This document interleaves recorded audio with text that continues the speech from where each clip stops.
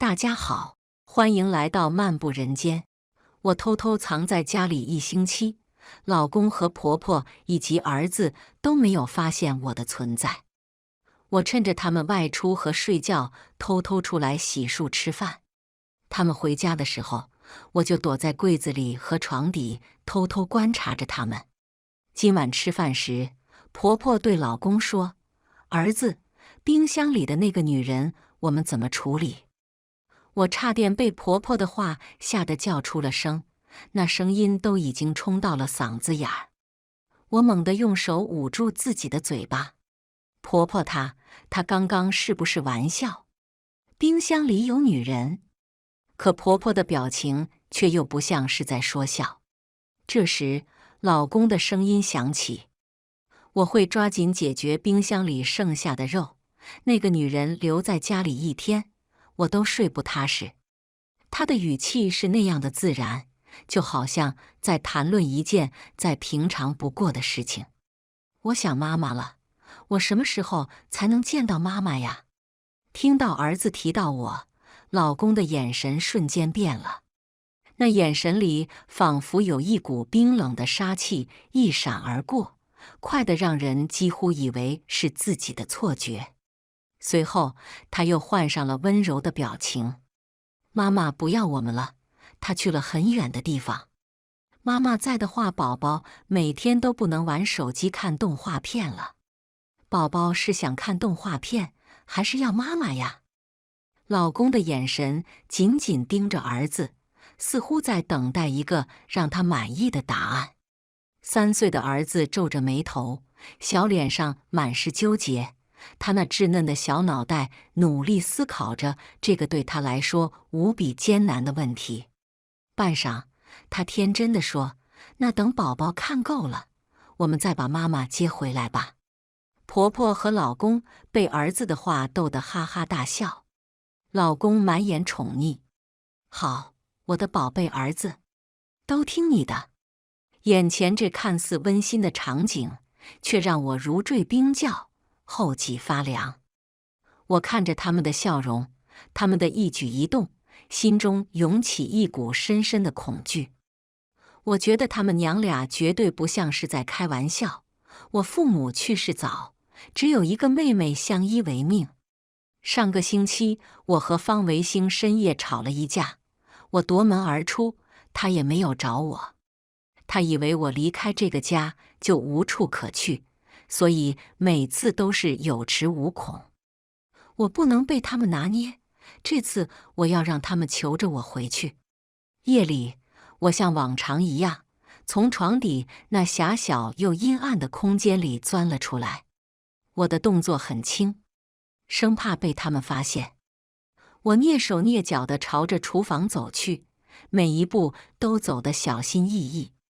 地板在我的脚下微微作响，我紧张的心跳都快了几分，生怕这细微的动静惊醒屋里的人。此刻的我只有一个念头，就是看看冰箱里的肉。我轻轻地走到冰箱前，然后缓缓地打开了冷冻室。一股冷气扑面而来，让我不禁打了个寒战。我瞪大了眼睛，看向冷冻室里面。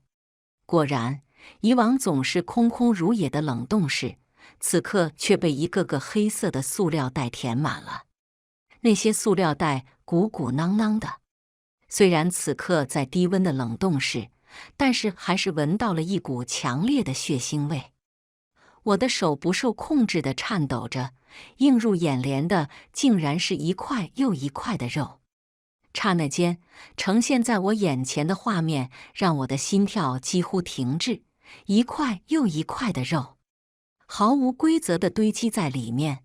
那肉的色泽和纹理看起来不像是平时吃的猪肉、牛肉。当我拉开冷冻室最下面的抽屉时，我瞪大了眼睛，几乎无法相信自己所看到的。那是一条人腿。冰冷的冰霜已经将它整个包裹，但还是可以看清楚这一条纤细白嫩的腿。这赫然是一个女性的小腿。冰箱里的这些肉到底是谁的？我思绪不由自主地飘回到和方维兴吵架的那一天。那天，我像个被抛弃的孩子一样，一直在家楼下徘徊，眼睛死死地盯着楼道口，盼望着他能出来找我。傍晚，看到了他的女发小徐萍萍来家里找他，然后就没有出来过。我当时以为他趁我不注意的时候已经离开了，毕竟我也有走神的时候。可现在看来，事情远远没有那么简单。看来徐萍萍是一直没有走出过这个屋子。方维兴和婆婆他们究竟做了什么？难道他们一起杀了徐萍萍？就在这时，一阵突兀的走路声打破了死一般的寂静。我的心猛地提到了嗓子眼儿，身体本能地做出反应。我连忙轻轻地关上冰箱门，那动作轻得几乎没有发出一丝声音。然后我迅速躲到了冰箱的侧面，身体紧紧地贴着墙壁，蹲下身子，双手紧紧捂住嘴巴，大气都不敢出，生怕自己发出哪怕一点声音会暴露自己的行踪。听着脚步的节奏和声音，是方维兴，一定是他。他走到了冰箱旁边的饮水机前，那接水的声音在这寂静的环境中显得格外清晰。咚咚，他大口大口地喝着水。此时，我和他仅仅只有一个冰箱之隔，我甚至都能听到他吞咽的声音。紧接着，方维兴又打开了冰箱。我听到他打开冷冻室的声音，但是并没有翻找什么。时间好像静止在了这一刻。他是不是发现我了？就在我紧张到快要崩溃的时候，方维兴笑了一声，随即他满意地发出了一声感叹的声音。那声音里充满了一种扭曲的满足感，就好像一个疯狂的艺术家在欣赏自己最得意的作品时那种病态的满足。过了一会儿，他关上了冰箱门。那砰的一声在我耳边炸开，让我的心猛地一颤。然后他转身朝着卧室走去，那脚步声渐渐远去，最后卧室的门被关上了。我紧绷的神经这才稍微放松了一些，还好他没有发现我的存在。可是，一想到他那可怕的秘密，我不禁毛骨悚然。如果他知道我发现了这一切，他会不会也像对待徐萍萍一样，把我杀掉，然后把我变成冰箱里的一块肉呢？不知过了多久，方维兴那边终于没了动静，应该是睡着了吧。可此时的我却丝毫没有放松下来，心依旧紧紧地揪着。现在我甚至连回到床下这个原本最熟悉的地方都不敢。就在前几天，我还天真的以为，即便被他发现我在这里，顶多也就是丢了面子，夫妻之间吵吵闹闹也就过去了。然而现在一切都变了，这不是简单的家庭纷争，而是关乎生死的可怕局面。一旦被他察觉，我很可能会像那些冰箱里的肉块一样，从此消失在这个世界上。我小心翼翼地挪动着身子，大气都不敢出，眼睛紧张地搜索着周围可以藏身的地方。最终，我选择了衣帽间的衣柜。我轻轻地打开柜门，钻了进去，然后慢慢地合上柜门，尽量不发出一点声响。这一夜注定是无眠的。我的脑海中不断浮现出冰箱里那恐怖的画面和方维兴那令人毛骨悚然的笑声。明天等他们都离开这个屋子以后，我必须逃离这个魔窟。可是我的儿子铮铮怎么办？一想到他那可爱的小脸，我的心就像被重重地捶了一下。他才仅仅3岁啊，那么小，那么无辜。如果我就这样离开，他就要从此在没有妈妈的日子里成长，就要承受单亲家庭的痛苦。那天吵架，我出门忘记带手机，回来后就再也没有找到，现在联系不上任何人。我要去报警，让法律来制裁方维兴和刘颖这两个恶魔。可一旦报警，儿子以后就会背负着有一个杀人犯父亲的骂名。我应该怎么办？先熬到天亮，逃出这个家再说，起码别搭上自己的性命。回想起这段日子，我现在都觉得无比庆幸。每天我都过得战战兢兢，像个幽灵一样，在这个家里小心翼翼地行动，生怕引起那对恶魔母子的注意。终于熬到了天亮，我听到那3个人陆续出门的声音，每一声关门声都像是敲响在我心上的鼓点。直到外面彻底没了动静，我才敢轻轻地、缓缓地从衣帽间里走出来。那一刻，我感觉自己就像是从鬼门关逃了出来一样，双腿都有些发软。我先走向卫生间，准备洗漱一番。这个夏天实在是太热了，在那封闭狭小的衣柜里躲了一夜，我浑身都被汗水湿透了，整个人散发着一股难闻的气味。温热的水洒在脸上，让我稍微清醒了一些。我努力让自己振作起来，试图把昨夜的恐惧和疲惫都冲洗掉。洗漱完毕，我简单收拾了一下自己，准备离开这个可怕的地方。然而，当我走到家门口时，不好的预感涌上心头。家里的双重安全门，外面的那扇门竟然背上了锁。我难以置信地握住门把手，用力拉了拉，门却纹丝不动。我慌了，在里面是无论如何也打不开的呀。那2个恶魔，他们肯定是早就料到我可能会偷偷回来，所以才故意上了锁。这锁他们是为了防止我进来，没想到是彻底把我困在了这里。就在这时，电梯门开了。我住的地方是1梯2户的格局，隔壁那户一直空着，没人居住。不好，这动静明显是有人回来了。我的心猛地一紧，连忙以最快的速度关上了门，然后毫不犹豫地钻到了床下。我趴在床下，身体紧紧贴着地面，大气都不敢出，耳朵却像雷达一样竖了起来，努力捕捉着外面传来的每一丝声音。很快，有脚步声传来，听起来是2个人的。那脚步声由远及近，每一步都像是踩在我的心上，让我愈发紧张。这时，一个女人娇嗔的声音打破了寂静：“你竟然敢把我带回家，不怕嫂子发现吗？”紧接着是方维兴那急不可耐的声音，他满眼都是欲望：“萍萍，不要在这个时候提他，太扫兴了。”什么？萍萍？我的脑袋瞬间嗡的一声，各种疑惑涌上心头。此刻，我完全顾不上方维兴趁我不在家把别的女人带回来这件事了，我满心都是惊恐和疑惑。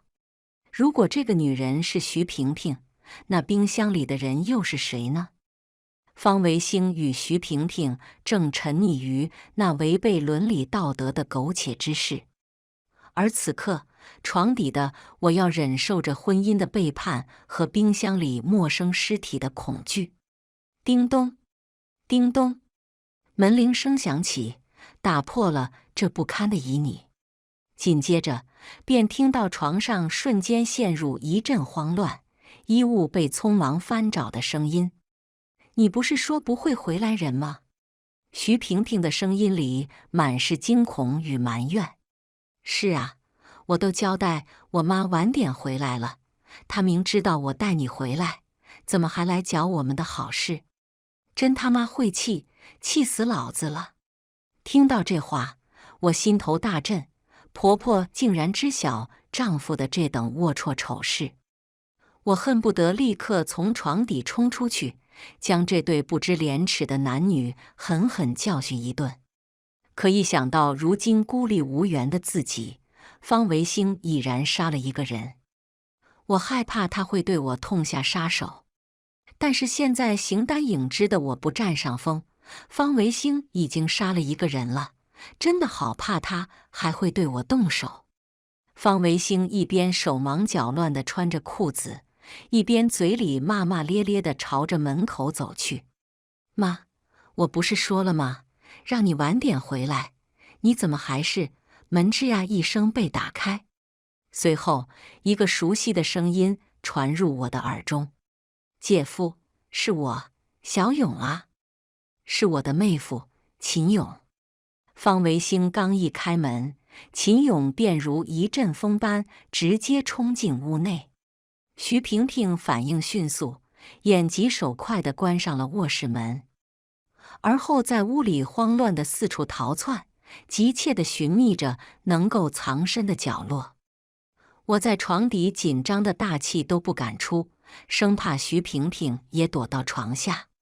好在她最终藏进了衣柜里。秦勇一把推开卧室门，眼神中带着焦急与愤怒，在屋里四处翻找着。静静呢？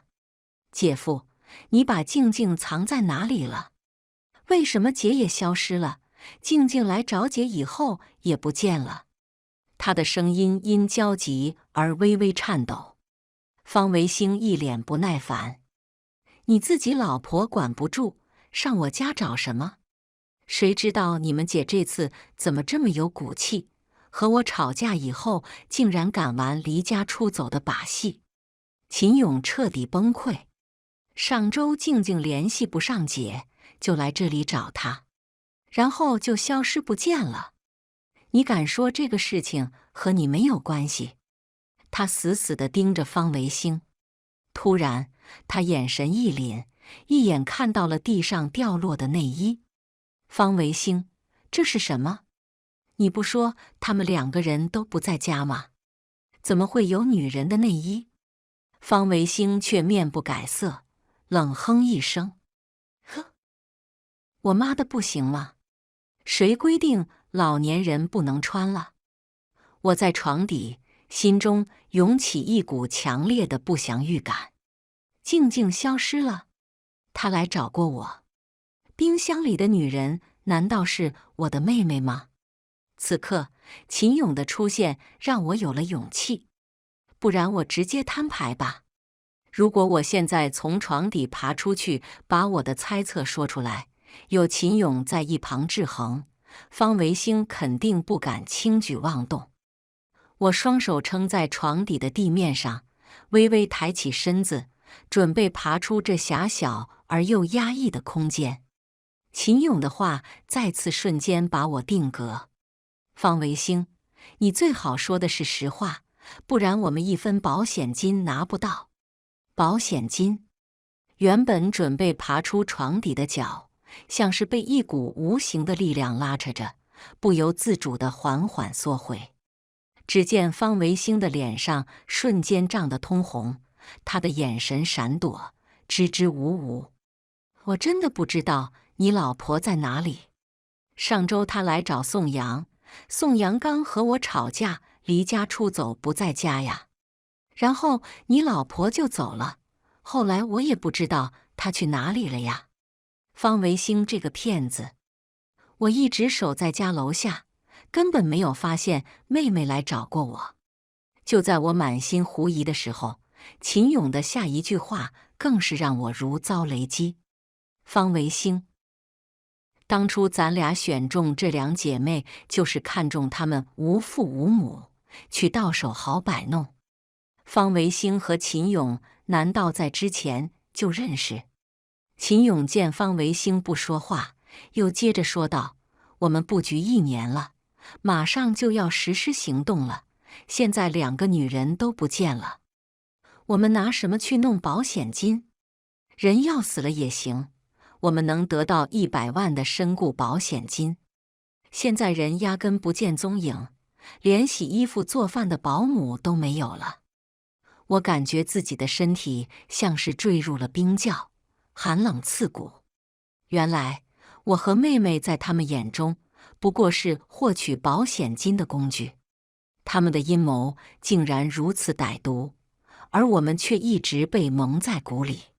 此刻，我深知自己面临的危险远比想象中更加严重，不能轻举妄动。秦勇走后，方维兴心疼地抱着徐萍萍，继续刚才未做完的事。此刻，我心如死灰。我满心忧虑的唯有我那唯一的亲人妹妹，她究竟身在何处？是否遭遇了不测？刚送走徐萍萍，婆婆就带着儿子回来了。这一整天，我被困在这狭小逼仄的床底。身体根本无法自由舒展，双腿因长时间的蜷缩逐渐失去了知觉。在之前，他们在家玩手机或者小憩的时候，我也曾小心翼翼地偷偷跑出来上厕所或者活动下身体。如今在知晓了方维兴不为人知的一面后，哪怕是轻微的动静都不敢发出，生怕引起他的警觉，招来杀身之祸。终于等到夜深人静，大家熟睡后，我才可以逃出这个床底。我开始一点一点地向前匍匐爬行，每一动一寸都像是用尽了全身的力气，动作轻缓的，生怕弄出哪怕一丝一毫的声响。宋阳，你别想逃出我的手掌心！突然，身后传来方维兴的声音：“完了，被发现了！我弄死你让你跟我顶嘴，弄死你个臭三八！”我惊恐地回头望去，却发现他依然紧闭双眼，原来是在说梦话。我长舒了一口气，庆幸自己没有真的暴露。我继续朝着冰箱的方向艰难前行。终于，我来到了冰箱前，颤抖的手轻轻搭在冰箱门上，缓缓地悄悄地打开。映入眼帘的是那个熟悉的袋子，里面装着的腿依旧原封不动地在那里。我心急如焚，试图在那条腿上找到妹妹的胎记，以此来确定她的安危。可是，由于长时间在冷藏室里的低温冷冻，腿上已经结了一层厚厚的冰，根本看不清任何细节。我不死心，继续在冰箱里翻找着。很快，我的手触碰到了一个黑色的袋子。我轻轻摸着袋子的轮廓，感觉里面好像是一个球形物体，旁边还有一团软塌塌的东西。一种不祥的预感涌上心头，是头。我打开袋子，先掉落出来的是一缕棕色的头发。看到这熟悉的颜色，我的心猛地一揪。上个月我才刚刚和妹妹一起染了栗棕色的头发，手指继续颤抖着拨开那缕头发，想要看清里面的脸。就在我即将看到脸的那一瞬间，一个稚嫩的声音突然在身后响起：“妈妈，你怎么在这里？我好想你。”他小小的手紧紧拉着我的衣角，眼里噙满了泪水。我急忙转身，对着儿子做出嘘的手势，然后一把将他紧紧抱入怀中。这段时间，尽管每天都能看到他，但是还是止不住对他的想念。抱在怀里的这一刻，才觉得踏实。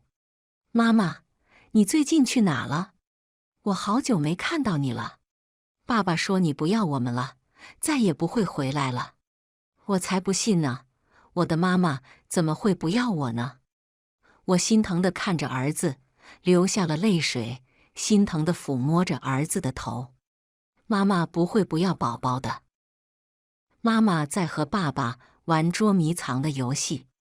宝宝，你千万不要告诉任何人在家里看到过妈妈，好吗？儿子那清澈的眼睛里写满了懵懂，他似懂非懂地看着我。只要妈妈不被发现，妈妈就赢了这场捉迷藏游戏。到时候妈妈带你去迪士尼好不好？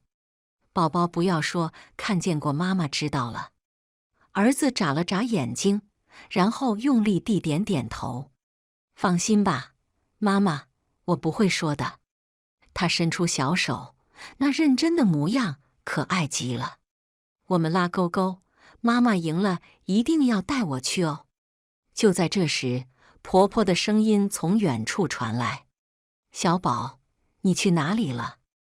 我慌乱地环顾四周，最后躲到了上次藏身的冰箱旁边，蹲下身子，身体紧紧地贴着冰箱，大气都不敢出，朝儿子做出了嘘的手势：“奶奶，我想尿尿。”随后，我听到婆婆的脚步声渐渐靠近，接着是婆婆拎着儿子走向卫生间的声音。儿子回头朝我笑了笑，偷偷地做了个比耶的手势。我很欣慰，这么小的孩子就能和我打配合。趁他们再次熟睡后，我想开门逃跑报警，奈何门好像被加固了一般，我还不敢弄出太大的动静，只能再次爬回床底下。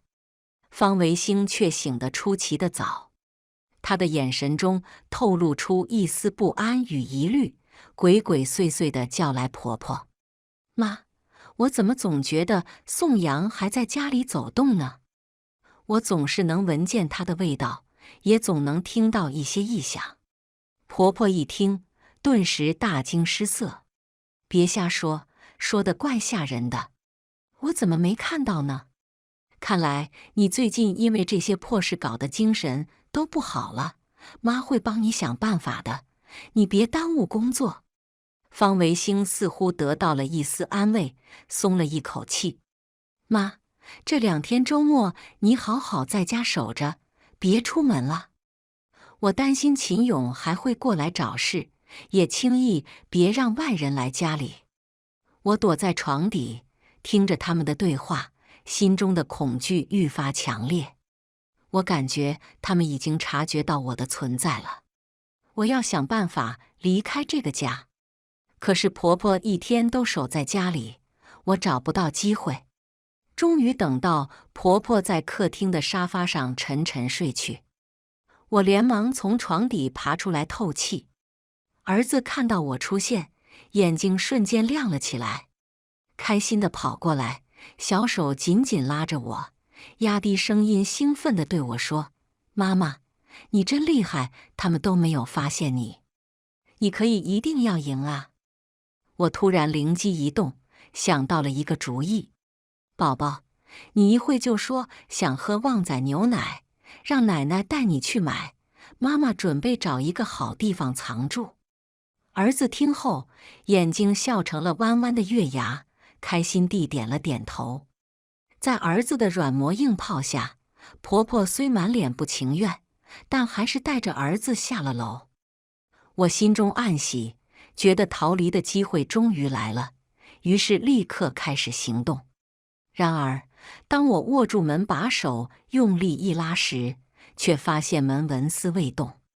婆婆就好像能洞悉我的一举一动，在外面将门锁得死死的。我又急又气，使出全身的力气去撞击、去挣脱，可那扇门依旧冰冷而牢固地矗立在我面前，无情地将我困在屋内。一直等到夜深，也不见有人回来。午夜12点，响起了开门声。我趴在床底，警觉地抬起头，目光紧紧盯着门口。方维兴和婆婆还有一个男人一起走了进来，原来是方维兴老家的三叔公，那个平时就神神叨叨的人。每次看到他，心中都会涌起一种莫名的不安与抵触。他们3人的面色苍白如纸，那神色紧张的模样，仿佛刚刚经历了一场极其可怕的事情。婆婆率先打破了沉默，她的声音中带着一丝难以掩饰的颤抖：“是不是还在这个屋里？”三叔公沉默片刻，开口道：“是，就在我们附近。”紧接着，他又语调低沉地补充了一句：“一直就没有离开这个屋子里。”听到三叔公的话，我的心猛地一沉，紧张的汗水不受控制地从额头渗出，一滴一滴地落在了地板上。三叔公这个老头子怎么知道我一直都在家里？我死死地咬住手指，试图让自己镇定下来，希望侥幸逃脱。这时，一直沉默的方维兴终于开口了，他的声音冰冷而又生硬：“那我们什么时候动手？”三叔公没有回应，只是自顾自地翻找着他的背包。那背包看起来破旧而又神秘，仿佛装着什么能够决定我命运的东西。许久之后，他才从背包里拿出一样东西，然后语气决然地说道：“就现在。”说完，他便如同一头觅食的猎豹，打头阵在屋子里开始仔细地搜寻起来。但是婆婆和方维兴看起来害怕极了，他们紧紧地跟在三叔公的身后，那模样就像是两个寻求庇护的孩子。三人在屋子里展开了一番地毯式的翻找，所到之处一片狼藉。突然，方维兴提高了音量，对着屋内喊道：“宋阳，出来吧！我知道你就在家里，我会给你买好多衣服、包包，别躲着了。”方维兴看似在哄我，但是声音中带着杀气，恨不得将我千刀万剐。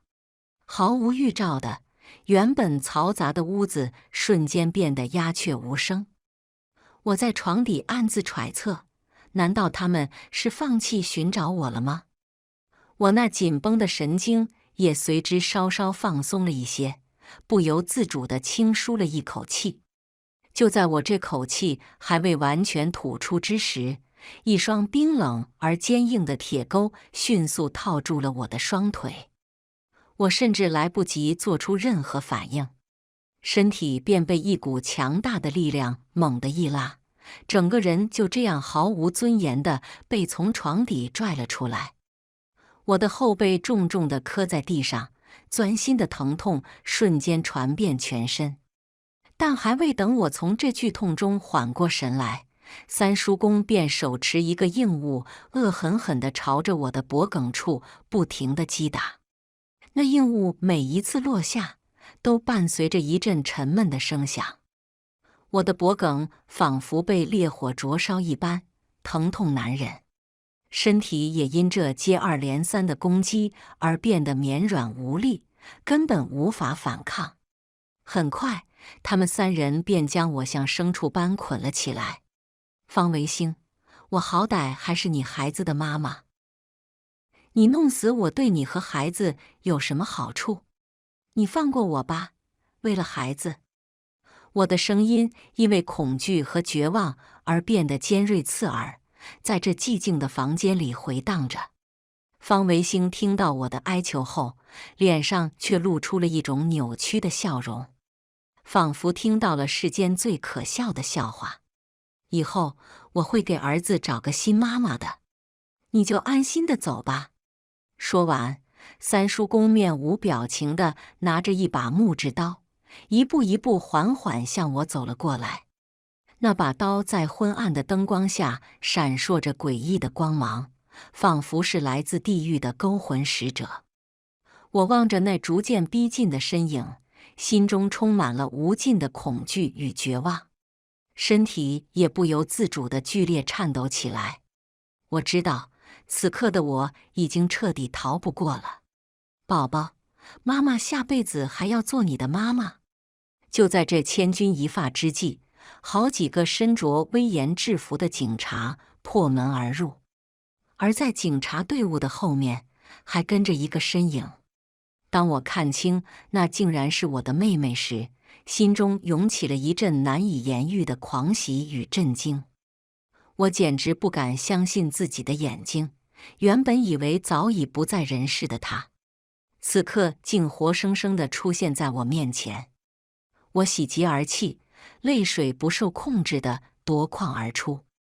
由于之前长时间处于极度的恐惧之中，此刻又被这突如其来的惊喜冲击，我喉咙像是被什么东西哽住了一般，竟连一句话都说不出来。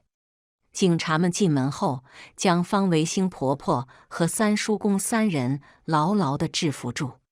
他们熟练地使用手铐，动作干脆利落，不给三人任何反抗的机会。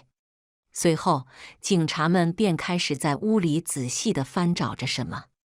他们眼神专注，表情严肃，似乎完全沉浸在搜寻的任务之中，以至于一时间都忘记了我还被捆绑在一旁的存在。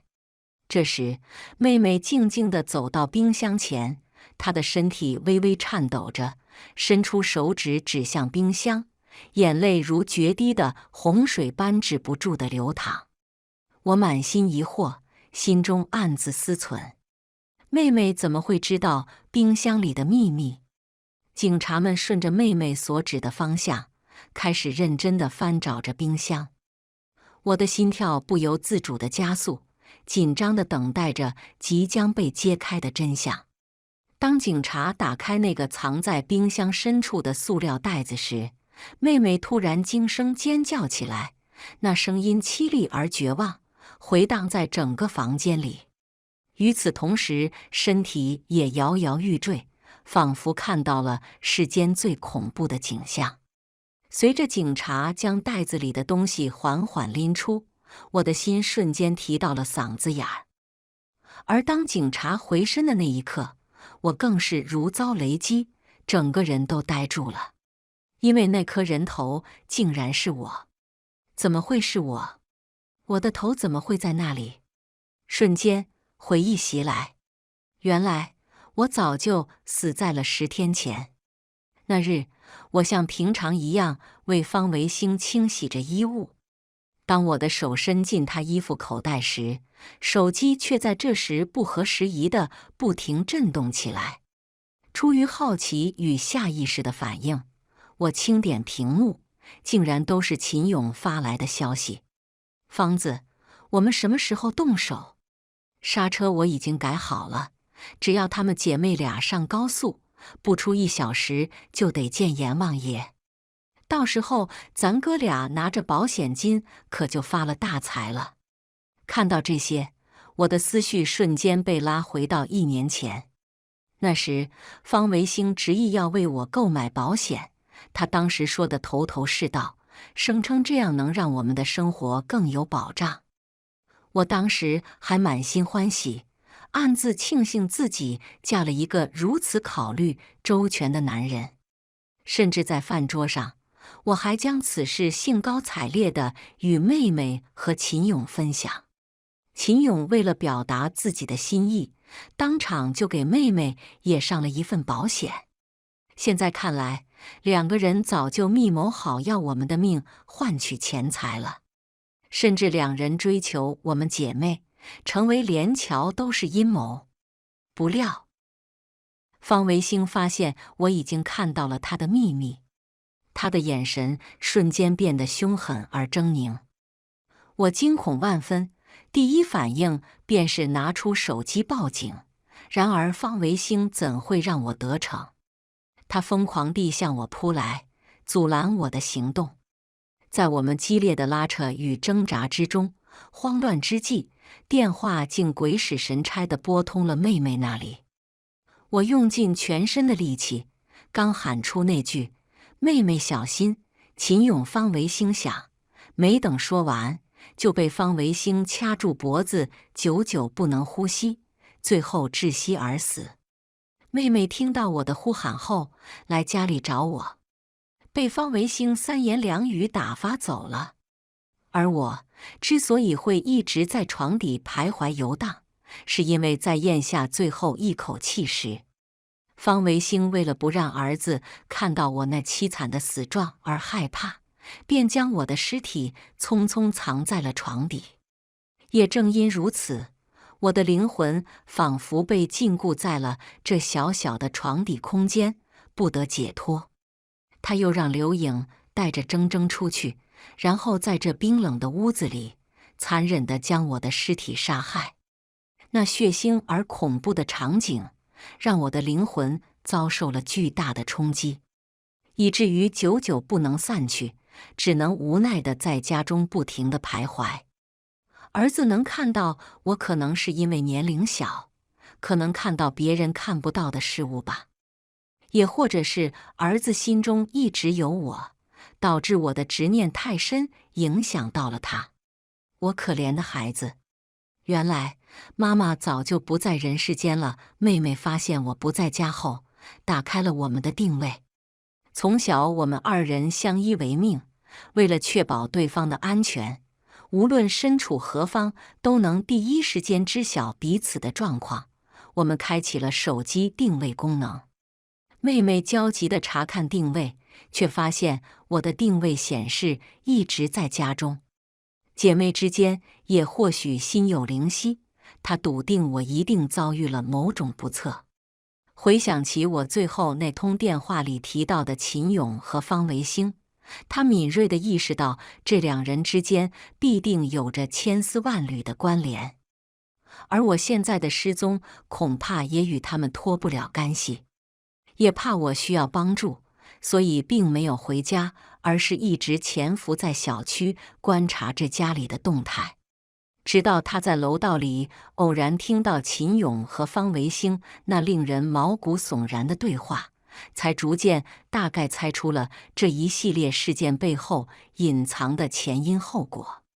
至于我为何被困在屋里无法出去，妹妹后来才明白。